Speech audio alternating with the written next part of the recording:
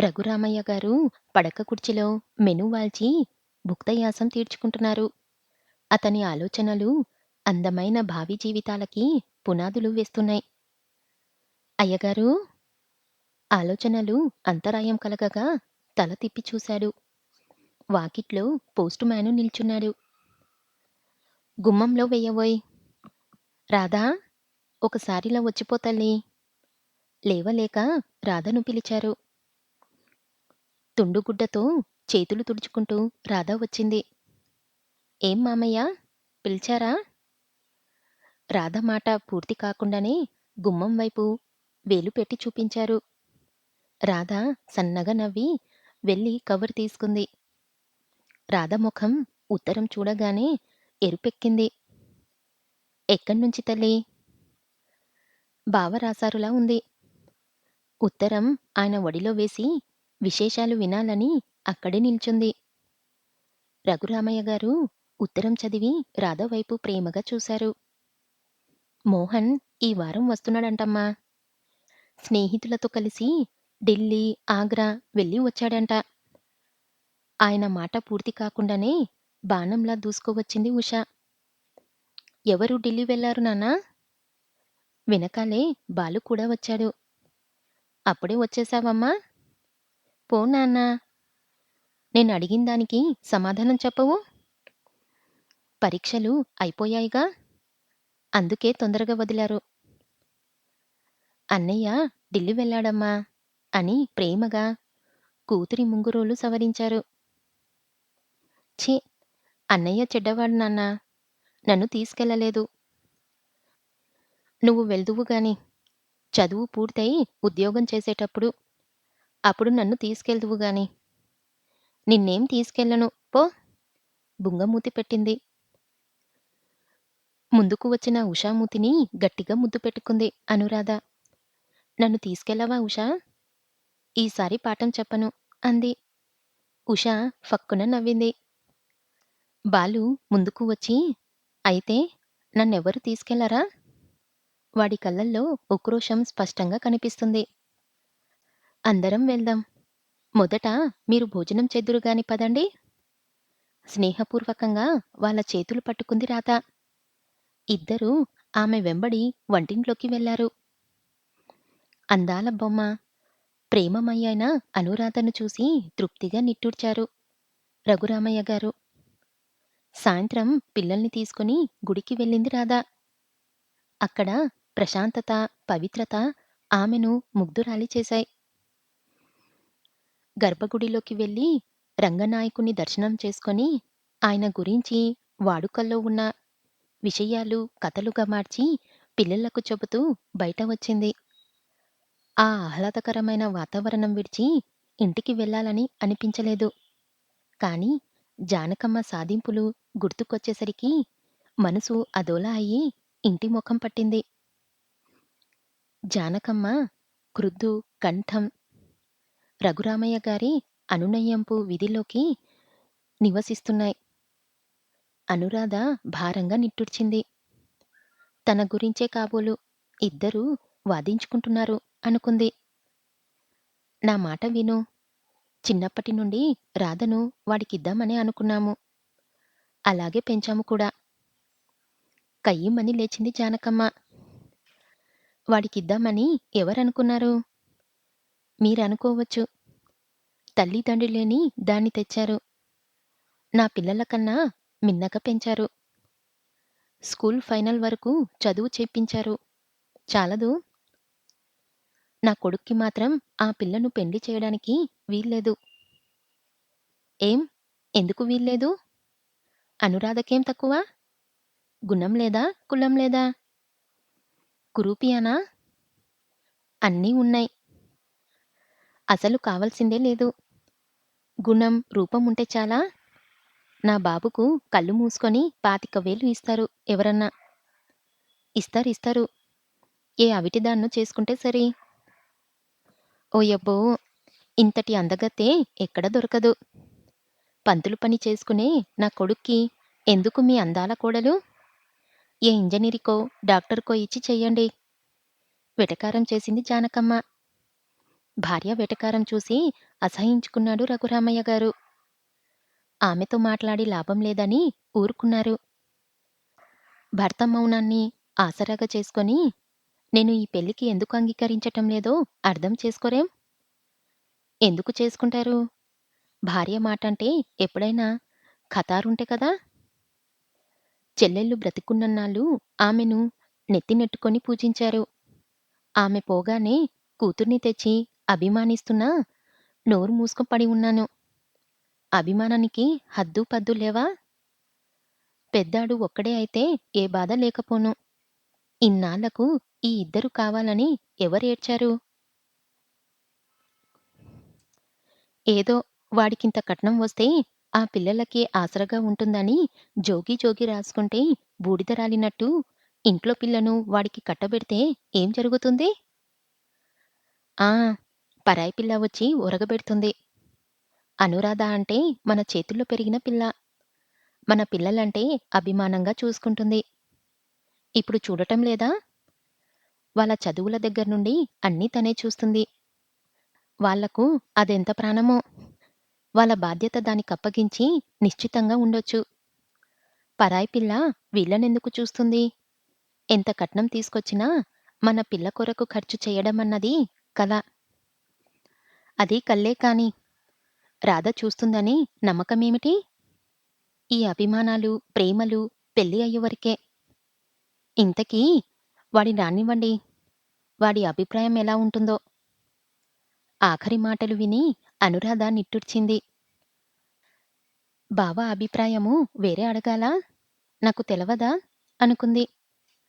అంతవరకు ఉన్న వాదవివాదాలు మనసులో నుండి నెట్టివేసి చిరునవ్వుతో ఇంట్లోకి వచ్చింది. ప్రశాంతంగా ఉన్న మేనకోడలి ముఖం చూసి తమ మాటలు వినలేదని తృప్తి చెందారు రఘురామయ్య. ఇంతవరకు గుడిలో ఏం చేశావు? ఏదైనా అంటే అత్త రాచి రంపన పెడుతుందంటారు. జానకమ్మ సాధింపు మొదలుపెట్టింది. తను కలగజేసుకుంటే ఇంకా రభస జరుగుతుందని మిన్నకున్నారు రఘురామయ్య. మోహన్ ఇంట్లో అడుగు పెట్టగానే బాలు, ఉష అన్నను వాటేసుకున్నారు. అన్నయ్యా! నాకు రిబ్బన్లు తెచ్చావా? అన్నయ్యా! నాకు క్రికెట్ బ్యాట్ తెచ్చావా? అబ్బబ్బా! ఏం పిల్లలో! వాణ్ణి ఇంట్లోకి రానియ్యండి. జానకమ్మ పిల్లల్ని కసురుకుంది. మోహన్ చిరునవ్వుతో తమ్ముణ్ణి, చెల్లెల్ని చెరో చేత్తో పట్టుకొని ఇంట్లోకి వచ్చాడు. అమ్మా! నాన్నగారు లేరా? మోహన్ మాటలకు రిక్షావాడు అడ్డు తగిలాడు. సామాన్లు చూసుకొని నన్ను పంపియండి బాబూ. మోహన్ సామాన్లు చూసుకొని వాడికి చిల్లర ఇచ్చి పంపించాడు.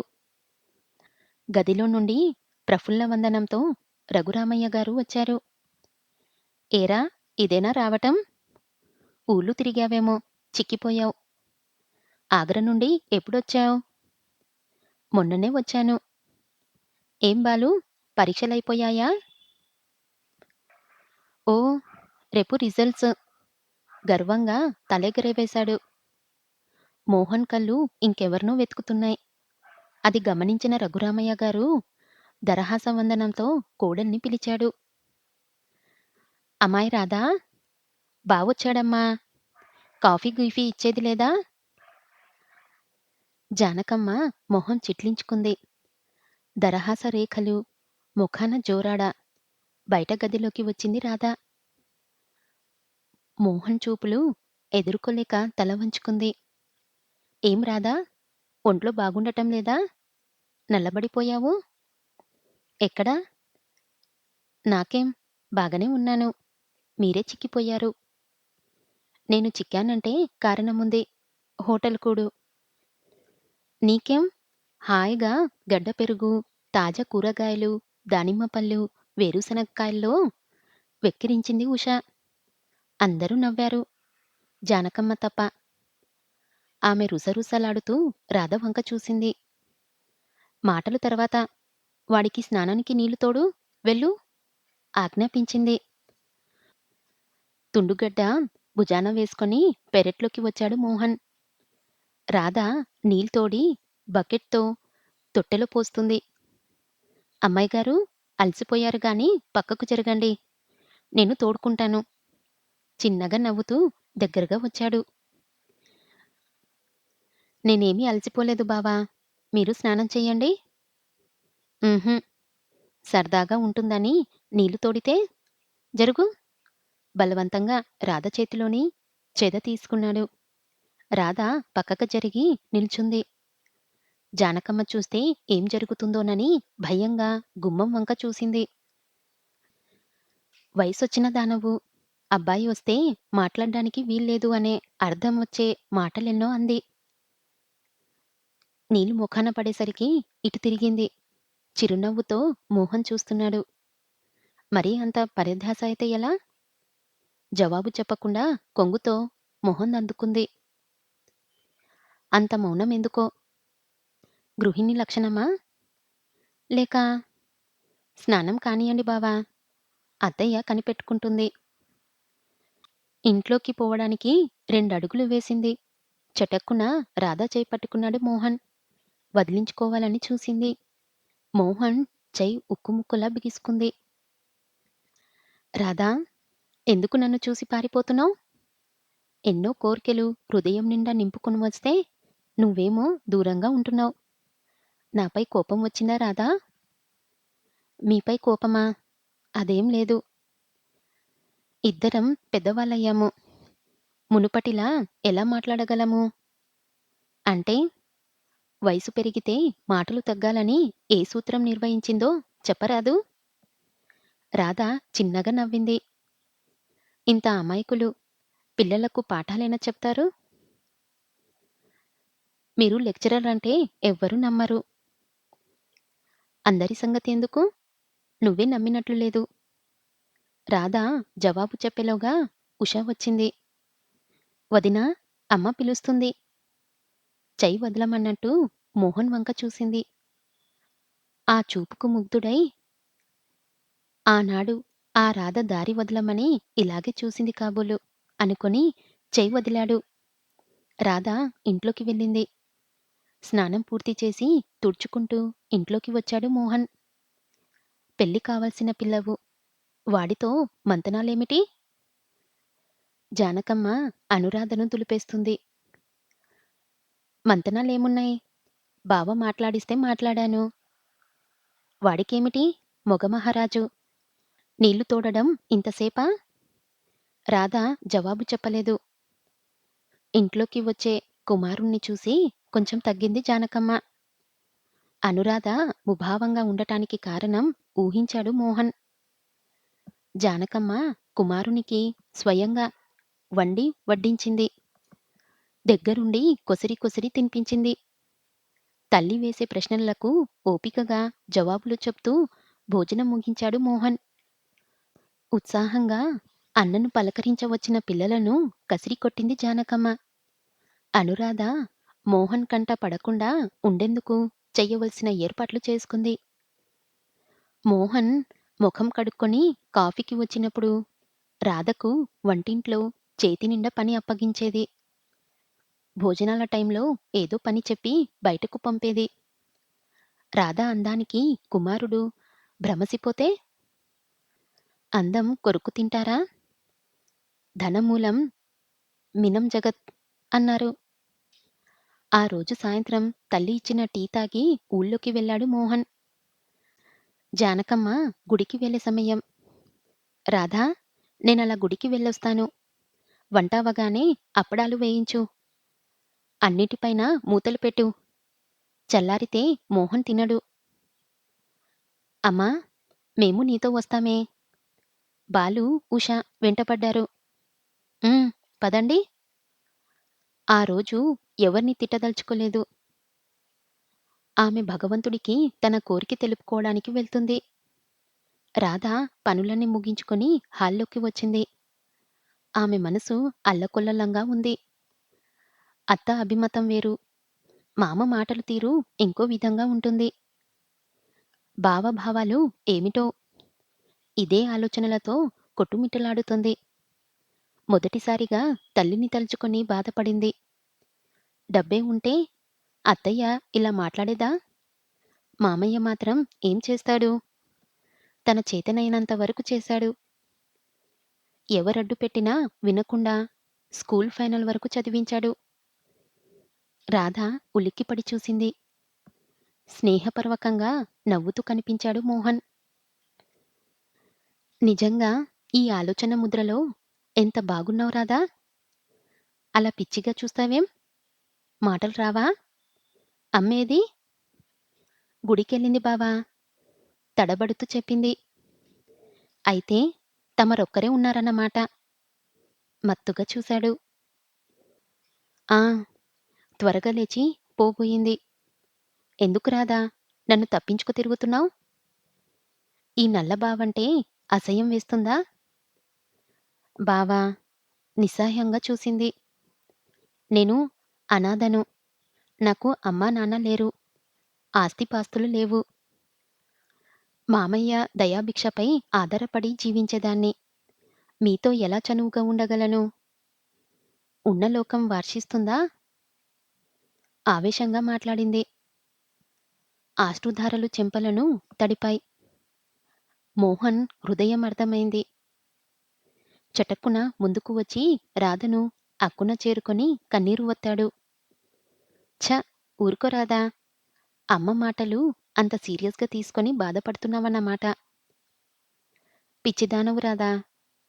ధనం లేదని ఎవరన్నారు? నీ గుణం, రూపనందాలు ఎవరికున్నాయి? నా గుండె చీల్చి చూడు.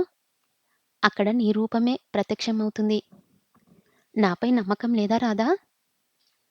నా అదృష్టంపై నాకు నమ్మకం లేదు. నువ్వు అదృష్టవంతురాలివి రాధా! కాదని ఎవరూ అనలేరు. అవును. మీలాంటి భర్త దొరకడం అదృష్టం కాదా?